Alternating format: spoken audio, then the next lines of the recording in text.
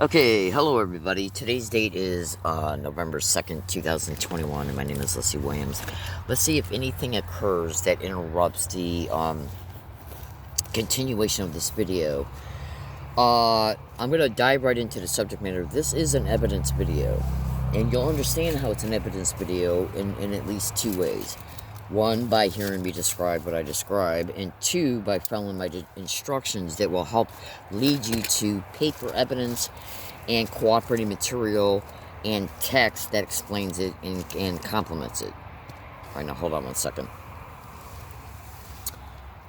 Okay, now, so, sorry about that. Now, again, we're going to see if anything interrupts this video.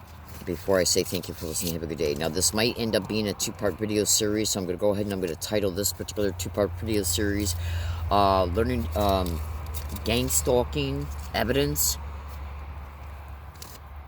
Remote Neural Monitoring, Neural Weaponry.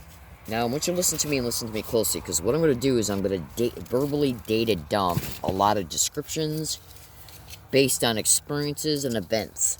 And then you can sit back and use your own judgment once you listen carefully and follow the descriptions pertaining to how you can find the cooperating physical material that will help you see the truth. When you see the physical evidence, when you see the physical data, you can then look at it, scrutinize it, cross-reference it to my statements, and baby cakes, if you don't come to the conclusion that my statements are the complete, absolute, thorough truth, then you're not paying attention close enough. Just hear me out. This is an evidence data dump video, so listen very carefully to all my statements. First of all, I am taping my statements right now on a running recording digital tape recorder. That's being stated just because of the simple fact that I have literally seen some of my Periscope videos being edited practically in real time. Okay? Alright, so here's going to be the... Now, I'm going to lay down the foundation first, then my follow-up statements is going to start getting into the meat and potatoes, and then the statements after that will kind of like... be supporting statements. And since this is going to be a two-part video series, you're definitely going to want to make sure that you watch both videos, because the foundation, all the statements are going to help you see the whole picture. So let's go ahead and dive right into this. Now, you got to watch both videos, and you got to be patient, listen to all my statements. All right, and then make sure you follow instructions. Now, what I'm going to do is I'm going to explain to you some data, and I'm going to have to talk fast in this video too. Now, what I'm going to do is I'm going to introduce you to some statements concerning some things that occurred concerning me, about me, around me, towards me, and against me when I was out here in San Diego in 2006. I came out here in San Diego in 2006 between 1 and 38 days in order to try and escape the community-based gang stalking that I was enduring in Michigan that started openly occurring towards mid-2002 and was in full-blown criminal expedition by middle 2003. I did not know what I was enduring was connected to a program or a crime that had a name, gang stalking. I didn't discover that online until June 9, 2009. But I was absolutely aware that I was enduring something that was completely outside of the normal realm of normalcy pertaining to our environments when we go out and about in our community. In other words, gang stalking is a crime when it perpetrates the community-based harassment against you. It's meant for you to notice it, including everywhere you go, including everywhere you live. And plus, I was enduring massive other extreme crimes connected to this crime, but I was not for a great majority of the time when I was in Michigan. I learned through experience about how everything that I was enduring at different places and through different people was all connected. You got to remember, it started in 2002, full-blown criminal expedition by the middle and end of 2003, and I didn't discover gang stalking online until June 9, 2009. So how was I supposed to be able to get online and do extensive, exhaustive research concerning what I was enduring and who was massively implicated and so on? I can't get sidetracked into all that, because that's already taken at least a minute and a half of my time here. So, that's the scoop there. Now, so when I came out here in 2006, it was for many reasons. It was to try and escape what I was enduring in Michigan, and to try and maybe start a new life out here in San Diego. away from Michigan. I was approaching 40 years old. I was really, really, really getting anxious about my biological clock, expiring. And I know that probably sounds funny, especially to men. But yes, I was concerned about that. Most women are that want children when they start to get to be that age. And so I came out here hoping that I would be able to start a life of my own finally, because I had been through so much in my life. I'd say at least 98.99% of everything I've been through in my life was at the hands of other people. Okay? So, I don't make those statements for sympathy or anything like that. I'm just throwing that out there so, because it's necessary. I feel it to be important. All right, hold on one second. So, when I came out here in San Diego in 2006, I was literally subject to community-based harassment on all bus routes getting out here from Michigan. And then when I got out here, I was experiencing many of the same exact identical, community-based harassment techniques and methods out here in San Diego that I was identically enduring in Michigan. So what I was thinking was in 2006 that what my mind was telling me was, one, that I was enduring it, and two, what it was telling me was that as a result of the harassment being extremely similar and the rest of it identical to what I was enduring in Michigan, my mind was telling me that possibly friends of the people who I was suspecting were hosting it and perpetrating it and involved in it in Michigan had followed me out to San Diego and were just employing their techniques against me there, out here. But then when I started noticing McDonald's employees off of Rosecrans and Nimitz Boulevard engaging in these techniques, when I started noticing San Diego and California residents engaging in it at the Point Loma Library, and the reason why I knew they were California residents is because when I was out here in 2006, I took out a guest library card. Okay. You were able to do that back in 2006 with the out-of-state license. And so I applied for a guest library card. And as I was in line to check out a couple movies, the people who were in front of me, who were gaslighting me with gang stalking physical gestures, when they took out their items, I saw that they were using California licenses.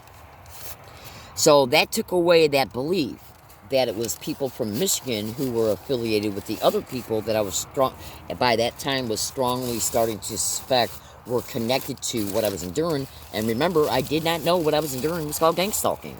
Now, that McDonald's is right off of Rosecrans and Nimitz Boulevard. And I was homeless at the time because they had made me homeless in Michigan. And I didn't have a bike or a car or anything. And one of the reasons why I picked San Diego was because when I was married as a Navy wife out here in San Diego back in 1983 and 84, I had worked at a Taco Bell that was right off of Rosecrans and Nimitz Boulevard. That Taco Bell is no longer there. In fact, I think that the Taco Bell I was working at is now the Jack in the Box that I'm going to be discussing either in this video or the second video. Okay? Now, so just pay very close attention. All these statements matter. Okay? Now, if I decide to make a third video, I'll talk about that in the second video. This can be considered a video series. Each video will have the same title, except video 1 will have a 1 at the end of it. Video 2 will have a 2 at the end of it. And I will state the video title at the beginning. Now, so, they made me homeless from Michigan. And remember, all my specific descriptions about what gang stalking does can be Googled and YouTubed. Okay? So, I noticed that I was enduring specific, identical, bizarre behavior that I was enduring in Michigan. So that's what led me to believe, because your brain starts looking for, how could this be happening? How can they stalk me from fucking Michigan to San Diego, which is a 3,000 miles distance? Okay? Just Google University of Michigan, Dearborn, Michigan, their address to the McDonald's that's right off the corner of Rosecrans and Nimitz Boulevard in Point Loma, San Diego. That's 3,000 fucking miles. Please excuse my swearing. I honestly usually don't swear in my videos. Hold on one second. Taking a break while I'm making my videos, because this crime keeps me so busy daily that when I take a break, I usually smoke when I'm making a video, so I apologize for the interruptions. So, now, when I came, and that was another reason that helped me, that influenced me to make the choice to come out here to San Diego in 2006, because when I was married out here in 83 and 84, he was a submarine radar, my ex-husband was a submarine radar antenna electrician for the United States Navy, located at the submarine Navy base off of Rosecrans and Cannon Street. And the reason why I remember that was because I used to work at the Taco Bell right off of Rosecrans and Nimitz Boulevard, and we lived not too far away, and I used to have to take the buses to go to work. So I remember that San Diego had a very good bus transportation services. I knew I didn't have a car, obviously, and I needed to get the hell away from Michigan. And I remembered that, and since they made me homeless in Michigan, I remembered San Diego had good weather. So I figured, come out here, get a job, maybe try and find a room for rent or whatever. One of the main goals was just to get the hell away from Michigan, because you would not believe what I was enduring in Michigan. You just would not believe it. Oh, absolutely. So anyways, hold on. So I figured I was homeless in Michigan because they made me homeless intentionally. Remember, Google my specific descriptions when I'm describing gang stalking crimes. So I figured, why be homeless in Michigan in 30-degree below weather, which I was forced to sleep in a tent directly across the street from Henry Ford Community College and the University of Michigan, Dearborn, Michigan, where I was also gang stalked at both of those places, including when I was a college student at Henry Ford Community College. That's some of the Michigan's gang stalking. So anyways, I figure, okay, I was already realizing that the creation of the homelessness of me in Michigan was being done through this crime, even when I didn't have a name for it yet, because a lot of the techniques that was being employed against me in 3 separate apartments in 3 separate calendar years were identical as well. So Google and research how they gang stalk you to where you live, and trust me, you'll see it, because it's all over the internet. Oh, absolutely. I still see victims to this date, even yesterday, on Twitter, saying they're being gang stalked at their house. Oh, absolutely. Hold on. When I take brief second breaks, that's just because I'm taking a puff up of cigarettes, so bear with me. So since I was homeless and came out here to San Diego, try sleeping in a tent in 30-degree below weather while you're enduring extreme crimes to this crime that I have not discussed in this video and may not discuss in this video series. But trust me when I say, go into this YouTube account and watch my videos, Baby Cakes, and you're going to understand. Oh, absolutely. So check this out. So I came out to San Diego, and, right away I could see I was being gang stalked, even though I didn't have the name, I didn't know the name of the crime yet. I was gang stalked on the bus routes coming here.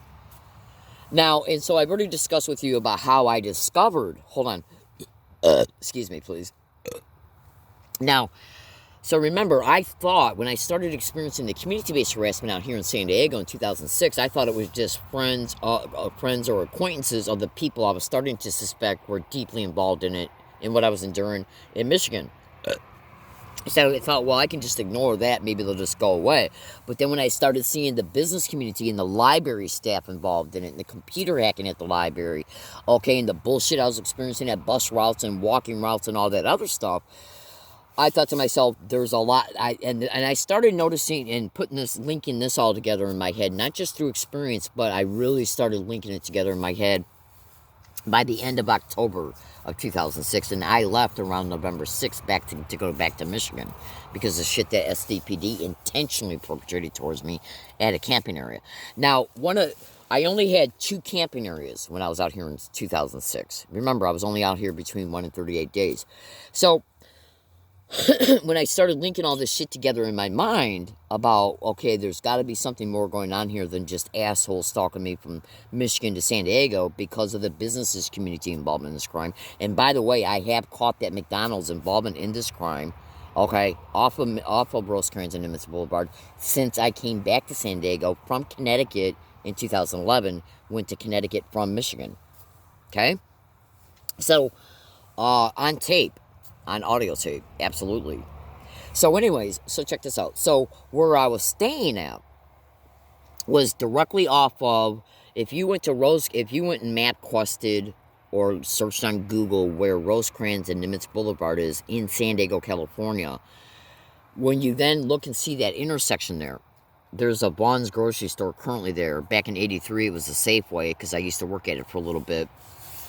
And Now, when you look at that intersection there, if you were to go towards the direction of where the Point Loma Library is, I believe that road right off of there, there's a road that runs off of Nimitz called Evergreen Road. So what I did in 2006 was I went towards, I was on Nimitz Boulevard, and I went like a block and a half going to, there's a bus route, I think it's 923, that you would take that literally drops you off right by the Point Loma Library. And it goes down Nimitz Boulevard towards the library, right past the intersection of Rosecrans and Nimitz Boulevard. And right off of Nimitz Boulevard, right after you pass Rosecrans, going in the direction towards the Point Loma Library, is a road called Evergreen Road. So what I did in 2006 was I walked until I could find a place where I could just duck into it and put up a tent, and that's what I did. So it was right off of Evergreen Road within like a block and a half, and it was up on a hill. Now, currently there's a building there. Okay, they did some construction and stuff and built a building there. So I've only been back over in that area, I think maybe twice, and the last time I was in 2012, when I went over there purposely because I was already in the neighborhood and made a video. Okay, and so what I did was I went and walked up the hill, and I created an even spot on the ground, pitched up my tent and stuff like that. Now, that's right up the street from that Navy base. Okay, now you need to know a couple other things I did in 2006 when I was out here. They had people walking by me. I was on Social Security Disability in 2006, and back in those calendar years, you would receive your Social Security check in the mail. Okay, hold on. And so I needed to rent a post office box. So what I did was I rented a post office box at the UPS store located directly off of Broadway Street and Front Street in San Diego, California, which you can get to by taking bus route, I believe. I think even 923 runs across Broadway. I know I believe 928 does too. No, I'm sorry, not 928, 923 does. So you can Google and map cost that as well. Now, back in and there's a Westin or Western Hotel right directly across the street from it. Well, I ducked into that hotel in 2006 to go to the bathroom. And on trying to find a place to go to the bathroom in there, I did end up going to the bathroom. I noticed there was a small offset office on the ground floor inside that hotel, and right on the door said notary. So what I did was, I got out an 8.5 by 11 piece of paper, and I wrote a bunch of statements on it, and then I had it notarized. And I paid $10 for it. Okay? And what I stated on this 8.5 by 11 piece of paper was many things. One was, and I believe the date of that was 10/30/2006. Now, on this 8.5 by 11 piece of paper, I said, I believe the San Diego police might be trying to, it was along the lines of San Diego police might be trying to, but I'm concerned about the San Diego police because I knew that the police were involved in this crime, even though I didn't have a name for it yet, and there's a possibility that they may be trying to petition me. And the reason why I wrote that was because they were constantly circling me in San Diego in 2006. Now, that notary was made on October 30th, 2006. And then it went on to talk about how, let's see if my check does not arrive in the mail. And then I pointed out the name of a UPS store employee, Mike Lewis. And then I wrote visual cues. Now, visual cues had to do with the sensitization method of gang stalking, putting your hands to your face in specific ways. Google my statements extensively. That's the only way you're going to see truth, is by Googling my descriptions of what I state gang stalking does. Okay? Now, the reason why I said that the San Diego police might be looking for a reason to petition me was because of what I was enduring in Michigan? Okay? I could tell the police were connected to this fucking crime because of what I endured in Michigan. All of that done through massive Class A felonies like you would not believe. Like you just would not believe. Check this out. All right, hold on. Now, and I was noticing a lot of absolute bizarre identical behaviors over at the Point Loma Library in 2006. I got the email files to prove it. And, oh, absolutely. Okay, and, so, in this notary, in this on this 8.5 by 11 piece of paper, I made a physical notation. Will my check be in the mail when in the mail? And then I wrote out the UPS store employee Michael Lewis's name, and then I wrote out visual cues. In 2006, as a direct result of me not knowing the name of the crime I was enduring and the techniques that were being employed around me concerning me connected to this crime, see, they were fucking around with my Social Security checks through the mail in Michigan, all over Michigan. Okay? And remember, in Michigan, by this time, I still didn't know what gang stalking was. So what they would do in Michigan is they would get around me and say, oh my God, does she really expect her check to be in the mail? And then on the date it was supposed to be due, I'd go to pick it up and it was gone. And I wouldn't get it for 5 or 6 days. And then I'd be constantly worrying about, okay, how am I going to pay my rent? That's what gang stalking does. It will anchor a word, a phrase, a physical gesture, repeat it around you, and then repeat some type of threat, which is called dark neurolinguistic programming. Okay? And I've seen them do this to other victims because of their exposures since I discovered gang stalking online on June 9, 2009. Okay, so I endured that at a massive scale in Michigan. And then they would walk by me in San Diego and walk by me and say, oh my God, what if her check don't come in? Right? And so when I would go into the UPS store to take care of my business, get other mail, when I would go in there, Michael Lewis and other employees were putting their hands to their face. But I did not know doing a physical gesture that was also being identically massively done along my routes and was done in Michigan. Absolutely. So research the desensitization method of gang stalking, putting your hands to your face, and physical gestures as well as repeating words and phrases. So because that's what gang stalking does. That's how gang stalking lets you know that they're responsible for a crime, by engaging in a specific technique and then attaching a threat to it of some type, and then they'll carry out the threat. So you'll know that when they carry out the threat, what was done and the effects of what was done through the crime that's propping up all these props along your route. Physical props, repeated words and phrases, sounds, and shit like that. I know it sounds crazy. I'm just describing to you what gang stalking does, which is why I'm going on my way to be a little bit more descriptive about what they do, so you'll know what to research online. And you'll see it because it's all over the internet. Oh, absolutely. In tens of thousands of posts. So, that's why I included Michael Lewis's name at that UPS store. Right? Now, the UPS store in Front Street and Broad Street is less than a mile and a half away from Rosecrans and Nimitz Boulevard. Right? So this is the UPS store.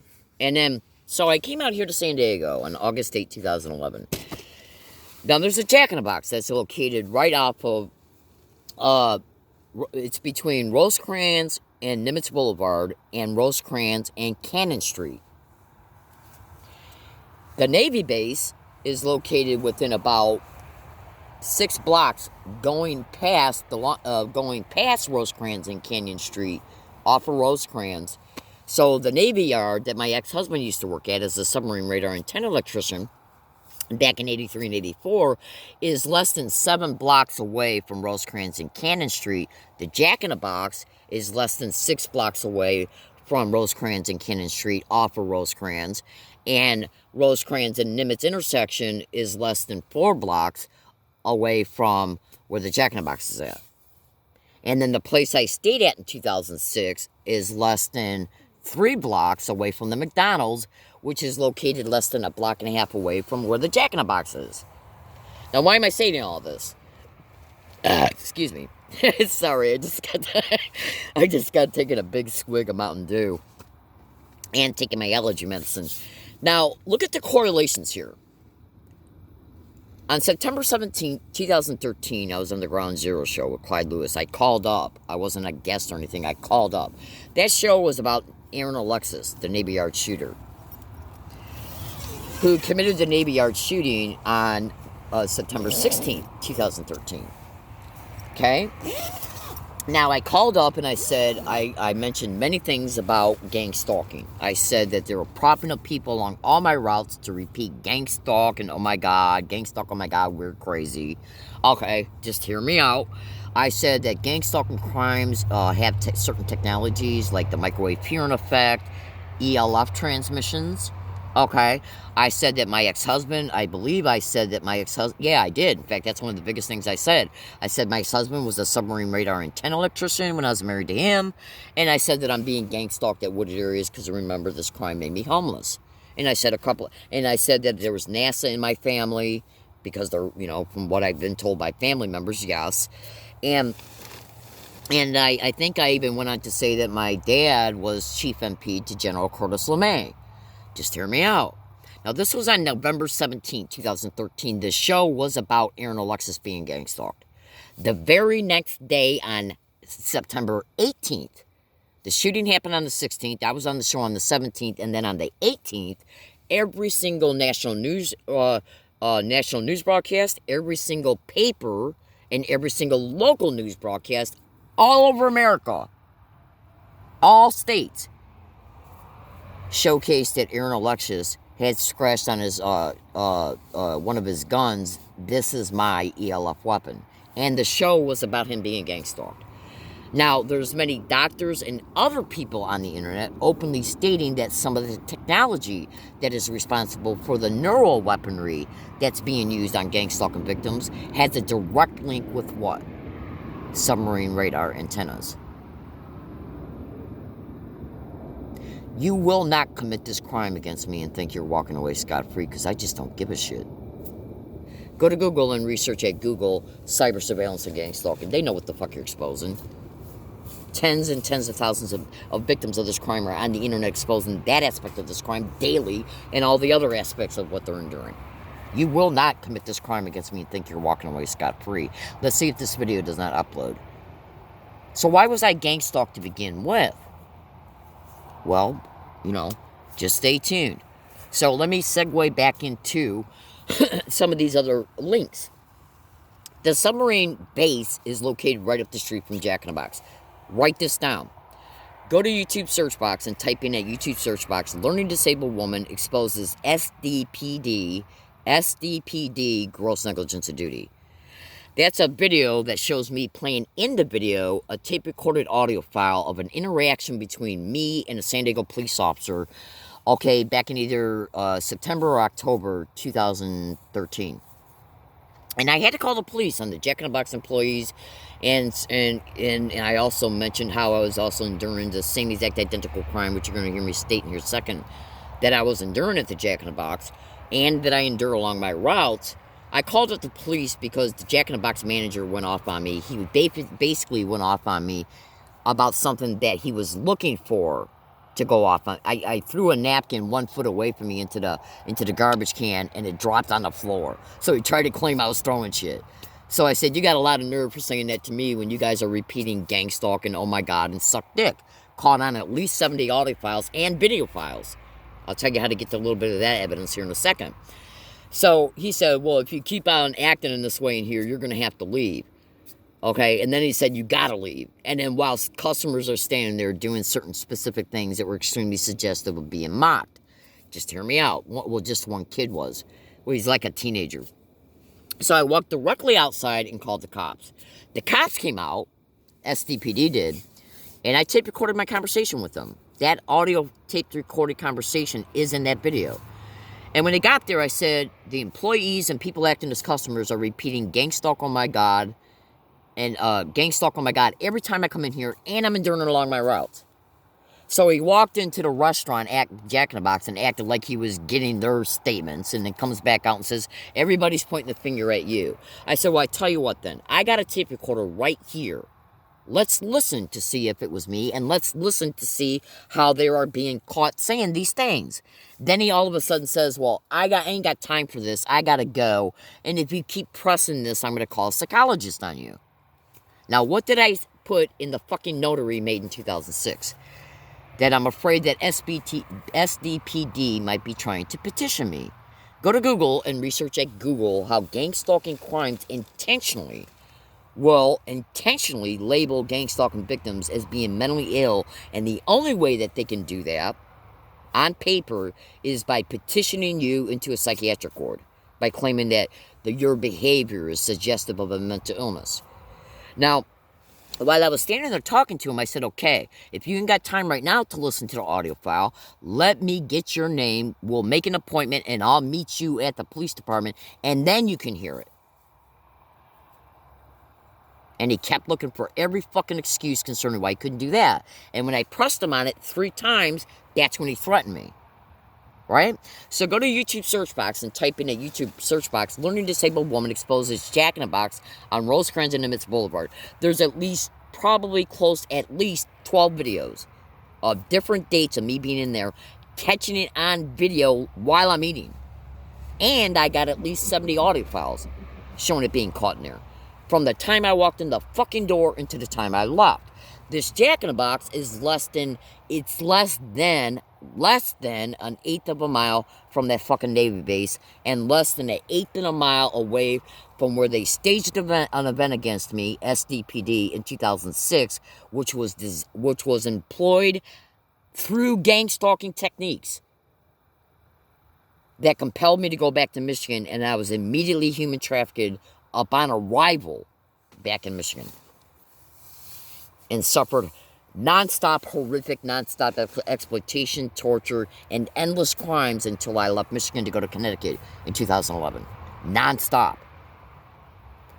Now, the event they staged against me at the area that I spoke about earlier, that I was staying at right off of Nimitz and Evergreen Road, every single bit of that event was staged through applied techniques connected to gang stalking. That event occurred within 4 to 5 days after I made that fucking notary. Now, I'm going to tell you something right now. I've exposed SDPD in thousands of my videos, between Periscope, YouTube videos, separate YouTube channels, and the whole 9 yards. I don't have anything personally against SDPD in general, okay? But when you're a gang stalking victim, no gang stalking victim all over America is getting any help whatsoever through the police. All gang stalking victims eventually report the police because of how they're being used against them. You're a human being. I'm a human being. They are human beings. Any human being on this planet has a God-given right to say to anybody that is victimizing them in any measure, you do not have a right to do this to me. And so anybody that's using their employment description to aid and abet extreme criminals, and then when they use that employment description that assists these criminals, that then in what they do assist in you ended up being tortured, human trafficked, okay, exploited in the worst ways that you can possibly conceive in your mind, then that person becomes intimately, directly connected to the overall crime that is forcing you to experience these horrific crimes, because they're just like a spoke in the wheel of the entire crime. They're intimately connected to it and intimately directly connected to it. I'm getting ready to start the second video, so hold on a second. Okay, so this should be now the second video, because that's what usually what this phone does, is that once it reaches 33 minutes and 9 seconds, it starts to segue into the second video. So if it didn't do that and this ends up becoming one video that's an hour and 6 minutes long, then so be it. Now, if memory serves me correctly, I stated in the first video that I was going to title this video series as being gang stalking, remote neural monitoring, whatever I stated in the first video, this video will also be titled the same way. We'll just have a number 2 at the end of it. And you're going to know that this is video 2, because this is the video series that's dedicated to linking Michigan to San Diego in 2006, linking the techniques and tactics and what I endured in 2006 to 2011, and since 2011 up and through this date, and to present you with important facts and information and evidences and descriptions that will help you see the correlating material that you can consider evidence, and supporting material that complements and reinforces my statements. This is a very good video that's being made right now. This video series is actually very good to be made. I'm sorry, it's actually a good video series being made, because when you are a gang stalking victim, Gang stalking victims are left 99% completely powerless over all victimizations we endure. No human being on this planet has a right to commit 1 second of one crime against you and feel that they got the right to walk away scot-free. No one on this fucking planet has a right to victimize any other human being, okay, for 1 second on one occasion, and then have the mentality that we are going to walk away scot-free. If the victim is made powerless over all the victimization, then the only thing at least you got left to do is expose these wild, filthy whores for what they are. Expose the hell out of them. In the hopes of one day that as time passes, something will happen that entraps these 6 satanic mass murdering bitches, and hopefully they'll end up in jail where they belong right now. Absolutely.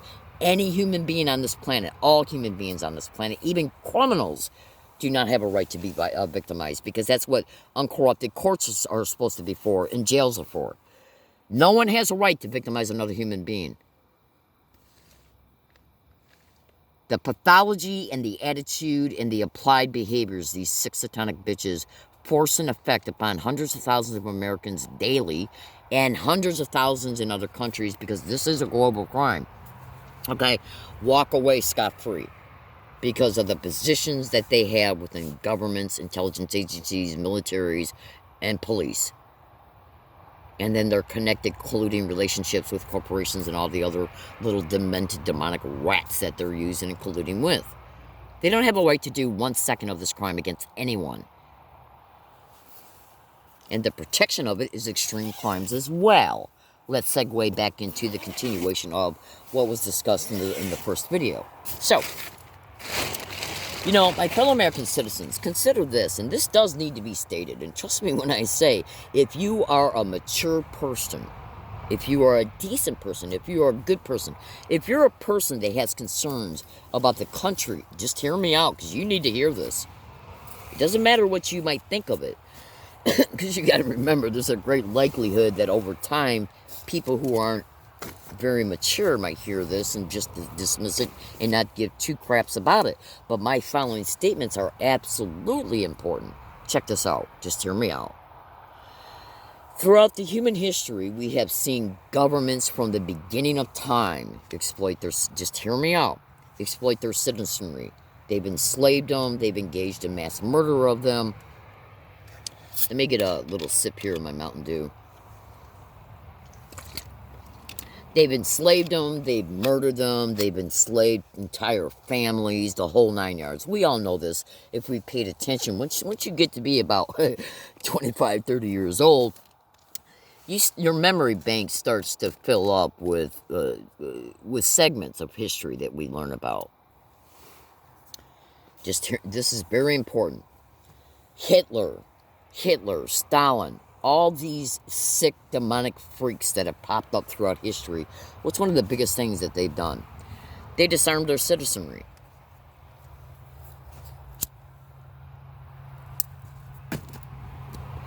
Absolutely. And there's many countries right now, including first world countries, industrialized nations, that have disarmed their citizens. And look what's happening. Look at what the hell's going on in the UK right now. Okay? The UK government is exploiting their citizenry like you would not believe. And if they ever were to try and rise up to take their country back, do you think that they can do it with no guns? Excuse me, please. Just hear me out. I'm going to get back into the subject matter in a minute, but you need to hear this. A human being cannot survive a tyrannical, despotic, demented government without being able to defend itself. Because when a government takes complete power, okay, that is demonic and satanic, okay, and murderous and tyrannical, how are you going to fight back? Because a government can then do anything it wants to you, your property, your children, your other family members, your friends, and your community. And you have no way to fight back. Why do you think the Second Amendment is in the Constitution? Why do you think our founding fathers made it so important for the right to bear arms? Because they knew exactly what was going on in the country before the revolution and after the revolution and the formation of our country. They knew how gravely important it was to be able to bear arms, because they knew through experience and their history, okay, what they had to go through to create this country in reference to our the stated freedoms that we are supposed to be afforded through our Constitution. See, a lot of the current industrialized nations right now have never experienced genocide. Look at what they did in World War II, the Holocaust. They literally transferred over, they killed tens of millions of people. And they were able to do that because of the dictators and the filthy whores that rised up in power and stripped the citizenry of their rights. Do you honestly believe that something like that can happen today? So, why is that important and why did I bring it up? In video 1, I openly stated that I was on a national radio show on 9/17/2013, and I openly stated the show was about Aaron Alexis, the Navy Yard shooter, being gang stalked. And I humbly apologize if my exposure of this has caused any problems connected to the national radio show that I was on. But I look at it this way. Anybody else's anger, okay, my exposure of this is far more worse than any problems anybody has ever endured or will endure as a result of my exposures concerning me being on this national radio show. I don't mean to hurt anybody, but if you were to experience one day of what I've endured through this crime and what my fellow gang stalking victims are enduring, okay, then you would know that the exposure far outweighs any hardships or problems that could possibly be affected upon a radio show that helped disclose some very relevant information. It's never been my goal to hurt anybody ever, and I do mean that from the bottom of my heart. Okay, so check this out. On 9/17/2013, when I was on the Ground Zero show with Clyde Lewis, the show was about Aaron Alexis, the Navy Yard shooter, being gang stalked. I stated my ex-husband was a submarine radar antenna electrician. I stated that my dad was Chief MP to General Curtis LeMay. That's what he told me. I stated there was NASA in my family. I stated that the microwave hearing effect and ELF transmissions are used in gang stalking crimes. I stated that people were getting along my routes and repeating gang stalking, oh my God, along my routes, and that the fact that they had propped up a couple of homeless men to constantly repeat it at a wooded area I was using at the time, and a few other things. Now, this was on 9/17/2013. I also stated that there's NASA in my family. Okay? This is on 9/17/2013. The very next day, all over America, on every national news show, on every local news show, and in every paper, it reported that Aaron Alexis had scratched on his gun. This is my ELF weapon. The show was about Aaron Alexis being gang stalked. If you go to Google and you research submarine radar antennas and its connection to the microwave hearing effect, I also stated that on the show, that my ex-husband was a submarine radar antenna electrician, and I stated the microwave hearing effect is one of the technologies used in gang stalking crimes. Now, in the first video, I talked about how when I was married to my ex-husband out here in San Diego between 83 and 84, he was stationed at the submarine base off of Rosecrans and Cannon Street, and then I talked about how I was being gang stalked, at the Jack in the Box off of Rosecrans and Nimitz Boulevard, the McDonald's off of Rosecrans and Nimitz Boulevard in 2006, the Jack in the Box since I've been back out here in San Diego since August 8, 2011, what they did at a camping site back in 2006 that was right off of Evergreen Street and Nimitz Boulevard, which is located less than a block and a half off of Rosecrans and Nimitz Boulevard. By the way, in video 1, I discussed the notary that was made out here in 2006, openly showing me state my concern about being petitioned through SDPD.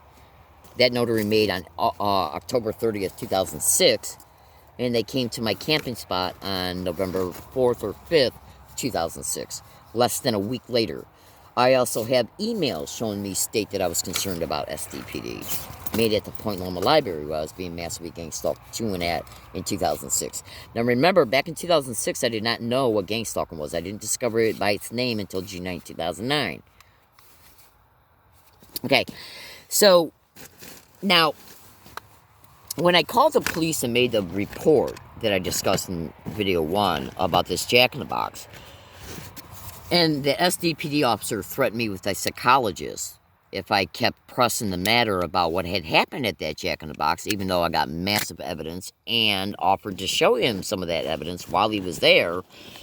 He then threatened me with a psychologist. When I was out here in 2006, I made a notary stating I'm concerned about SDPD and petitioning me.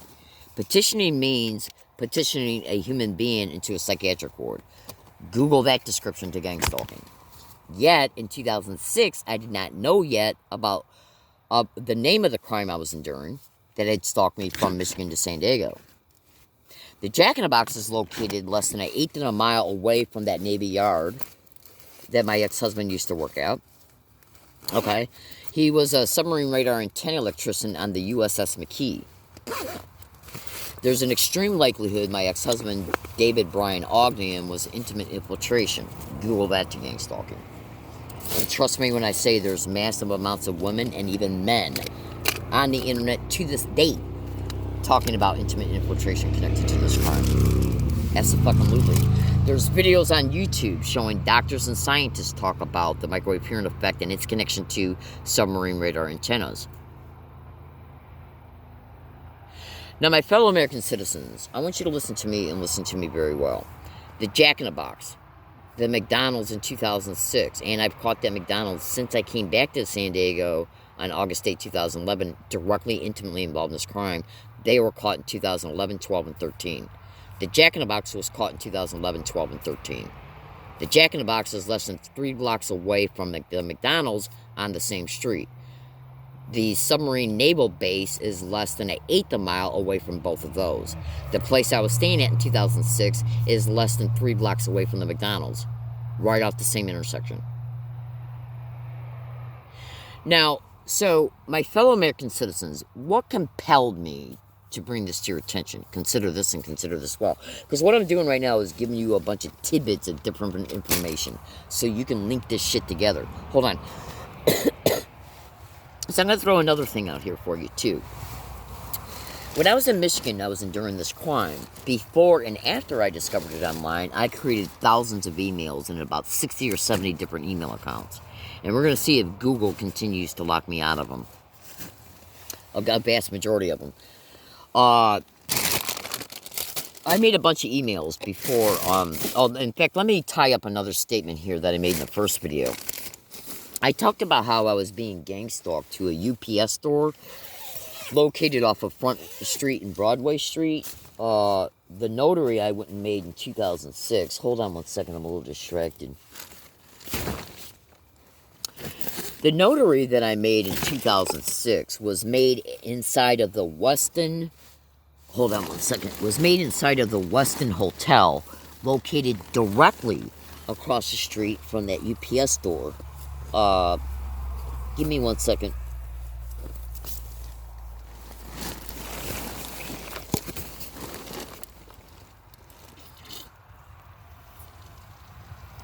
Located directly across from the UPS store. The UPS store is located on Front Street and Broad Street, which is less than a half a mile. Half a mile, maybe a little bit more, from Rosecrans and Nimitz Boulevard. You can take the 923 bus off of Broadway and going towards the direction of Rosecrans and Nimitz Boulevard, and you'll be at Rosecrans and Nimitz Boulevard in less than a minute and a half. Okay?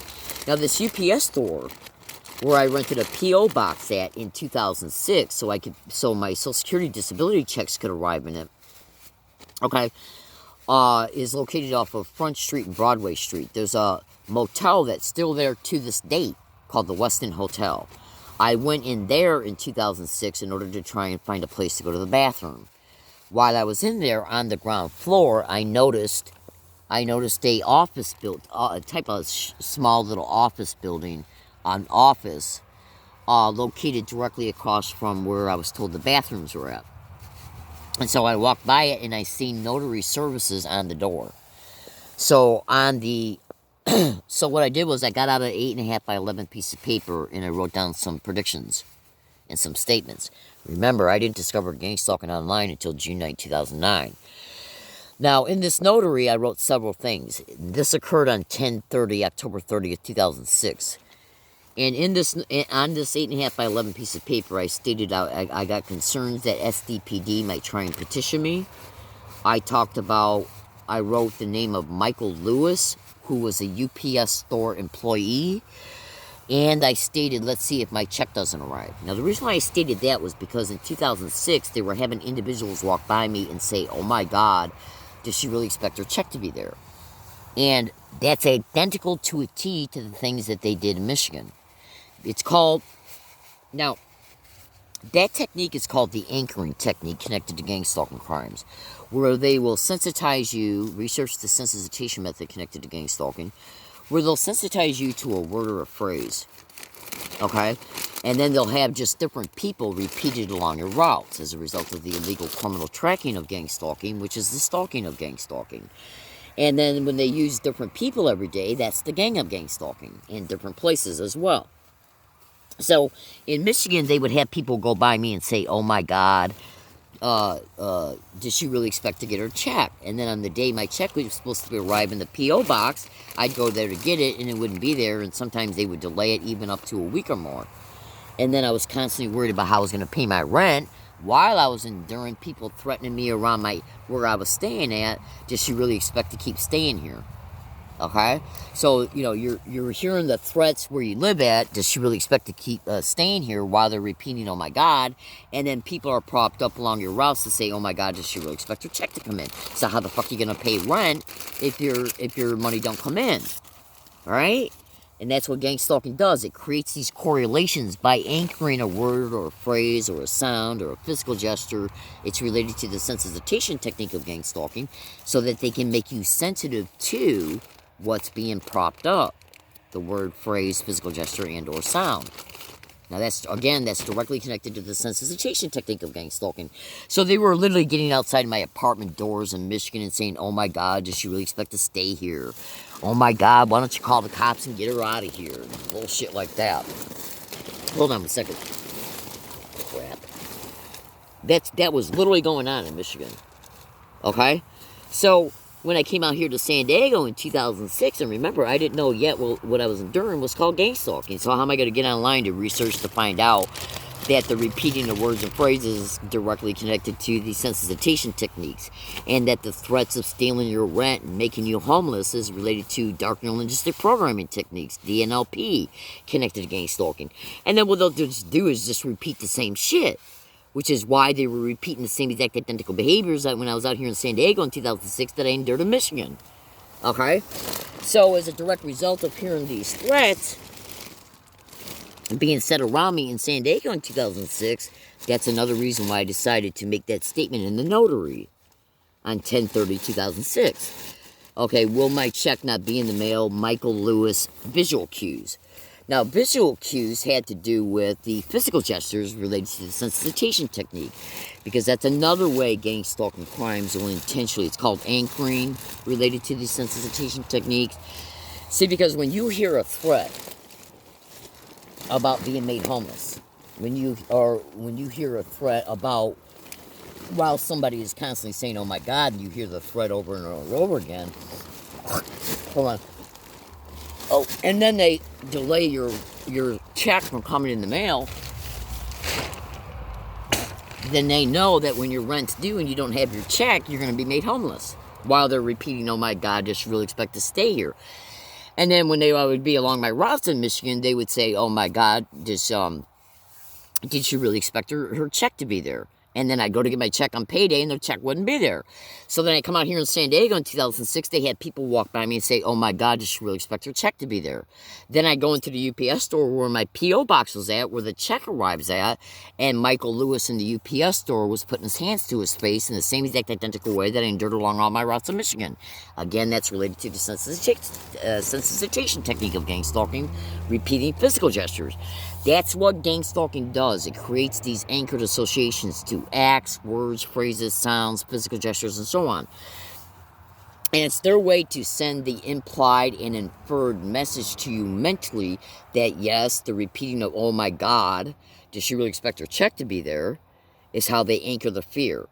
Then when you go to a place where your check arrives at, and then that employee does something that they know you're going to recognize to be connected to the crime that has delayed your check before and even stolen it, okay, then they know that you know that the people who work at the place that put your mail in your P.O. box is connected to the crime that's responsible for, or being used by the crime that's responsible for all of the other crimes that you've experienced through this crime.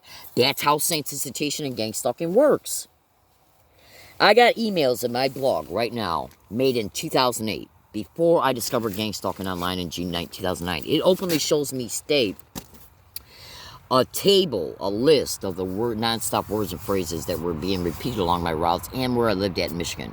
Oh my God is right there at the top of the list.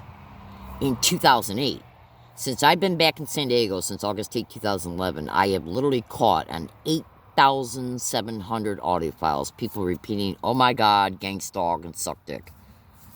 Go to YouTube search box and type in at YouTube search box, M as in Mary, MTS, gang stalk, oh my God, suck my DI, and then the number symbol twice. You know that number symbol on your keyboard? Bring the playlist up, sit in a quiet room with good headphones on, and listen for people repeating gang stalk, oh my God, gang stalk, oh my God, suck DSCK, suck my DSCK, back to back, different people saying each word, yet they're said back to back, the gang of gang stalking, where they use more than one people. So that right there, just that one playlist of many, okay, that's on YouTube right now. Look at all the different places that's actively involved in it. UCSD, SDSU, USD, Arby's, Walmart's, McDonald's, okay, social services and more, right? Now, why would I have a 2008 email showing me state that these are some of the words and phrases that are constantly repeated outside of my apartment doors in Michigan and along my routes, and then come out to San Diego, okay, in 2011, almost 5 years later, and catch it on 8,700 audio files between August 2011 up to this date? It was caught today on my tape recorder.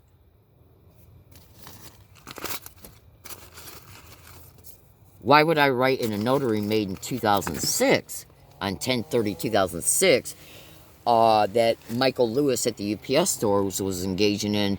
Back then, I called them visual cues because I did not have the name yet of this crime. So I wasn't. If you don't have the name of the crime, how are you going to look it up online to see that the physical gestures are part of the sensitization method of gang stalking? Physical gestures they want you to see, and so every time you see it, your brain has a response to it. And so back in 2006, I was calling them visual cues, something that they're cueing me to visually see. And by the way, since I've been in San Diego since August 8, 2011, I've caught 7 different people openly admit, while my tape recorder's in the record mode, that they were putting my physical presence to and put their hands to their face. Go to YouTube search box and type in learning disabled woman catches gang stalker admitting sent to harass, read comments. Go to YouTube search box and type in 11/30/2013 learning disabled woman catches another gang stalking admitting sent to harass. And then I caught 3 separate UCSD students admitting it. I got a video on YouTube right now showing me complain to a U of M Dearborn, Michigan campus safety officer on 1/20/11 that people inside a U of M Dearborn, Michigan library and along my routes were repeating nonstop physical gestures, putting their hands to their face. So do you honestly think I wasn't telling the truth in that 2006 notary, and the notary and the receipt were copied by me, scanned, and put in email files? The email files were made into PDF files. They are attached to my blog. Go to my Twitter account. The blog is on the profile. And when you go into the blog, what you want to do is you want to go look for the Gmail PDF link that is named. Its name is copy of pasted blog December 2018. Bring it up in a PDF viewer reader. When you bring it up, what you can do after you bring it up through a PDF reader viewer is you're going to then be able to also click on the additional links, PDF links that are in it. So everything is introduced by text, and then when you bring up the supporting evidences and materials through the PDF links, correlate the data, and you see truth. Why would I make a notary in 2006 saying I'm afraid of SDPD petitioning me? And by the way, I have caught people in this UPS store say gang stalk, oh my God, and suck dick since I've been out here in San Diego since 2011. Because I went in there on several dates when I used to go down to the law library, which is located about a block and a half off of Front Street and Broadway. Okay. When I would go in there to get, to send some faxes when I was already downtown because of going to the law library. I'd go in there and send faxes, make copies and stuff. It was caught on at least probably 12 separate audio files of people inside and outside of the UPS store saying, suck dick, gang stalking, oh my God. And then when the Jack in the Box event occurred in September, October 2013, it openly shows an SDPD officer threatening to send a psychologist out to see me after I'm offering to show him in real-time audio recorded evidence of being gang stalked in that fucking Jack in the Box. That Jack in the Box off of Rosecrans and Nimitz Boulevard, its harassment is in at least 12 videos that's on YouTube titled Learning Disabled Woman Exposes Gang Stalking at Jack in the Box, Rosecrans and Nimitz Boulevard. Bring those videos up, sit in a quiet room, put on a good set of headphones, and you'll hear people repeating suck dick, gang stalking, oh my God, not necessarily in that order, including employees, including the manager who was part of the staged event that compelled me to call the police. Now, the reason why I'm bringing this to your attention is because when you interlink all this data together, you're going to see truth. Here's another example. In that same blog has got Gmail PDF links showing me state I'm being gang stalked at the Kroger grocery store, which was located less than 5 blocks away from my last apartment in Michigan. It was located off of Michigan Avenue and Outer Drive. It openly shows me state I'm being harassed inside and outside of the store in the same exact identical way as I am along my route. I come out here in San Diego on August 8, 2011, and have called gang stalk, oh my God, and suck dick on over 300 separate audio files in 2 separate Ralph's grocery stores. One I had to call the cops on in 2012, in October 2012. In that video, which should be in the MTS Gang Stalk, oh my God, suck my DSCK playlist, shows me talking to an SDPD officer after I had to call the police on the Ross grocery store employees off of Mission Center Plaza, off of Friars Street and, God, I forgot the name of that road. Friars Mission Center Plaza off of Friars Street. Okay? And so then I moved out to La Jolla and started going to the Ross grocery store off of Villa La Jolla Square Drive. And between both stores, I got over 300 audio files showing gang stalk, oh my God, and suck dick being said. Now, why is that relevant to Kroger's? Because Kroger's owns Ralph's.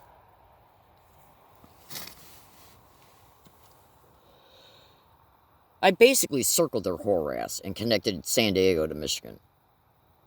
And the reason why I did this is because the sick, filthy whores who are hosting this crime in San Diego are directly, intimately connected to the gang stalking of me in Michigan, where I endured horrific human trafficking, staged rape, torture, and endless destruction of my personal life, my money, and my property.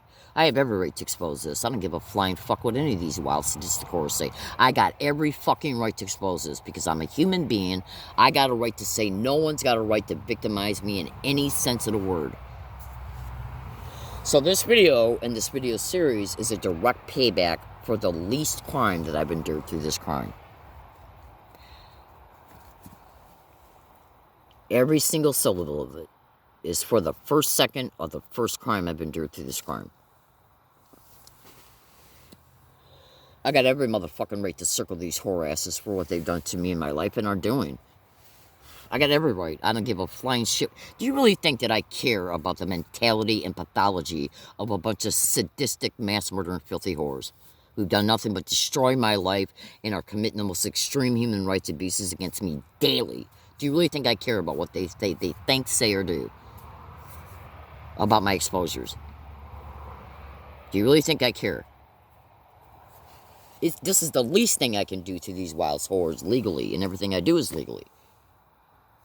Okay? When a wild maggot puts on a uniform and says, I got a right to do something against you because I'm either controlled or intimately connected to a crime that's been involved in massive, horrific crimes against you, if they got the mentality, we're going to fucking do it and we don't give a shit, then I got a right to expose it. I see hundreds of posts about this crime every time I see massive exposure about this crime every time I get online of my fellow victims. By the way, I got many snap screenshotted tweets showing a victim from the United Kingdom, England, saying that people are getting outside of their fucking homes and repeating identical words and phrases. Absolutely. You know, when any human being is dealing with a pathology, a mindset, where they say to themselves and then apply their pathology into action against another human being, that pathology being, we will do anything we want to you at any and all times, anywhere, and then continue to do it. That's a fucking pathology that needs to be exposed and screamed from the rooftop.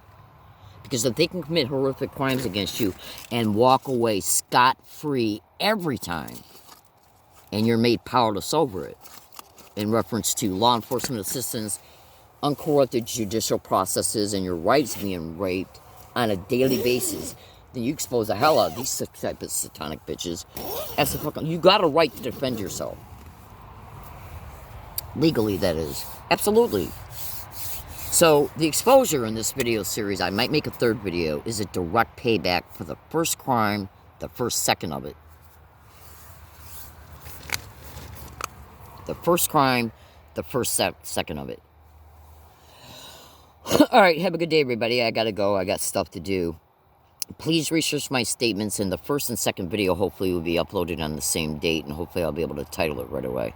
You'll know the two videos are connected, related to the contents of it, because this crime keeps me so busy. I tried to upload a video today, and they jammed my phone.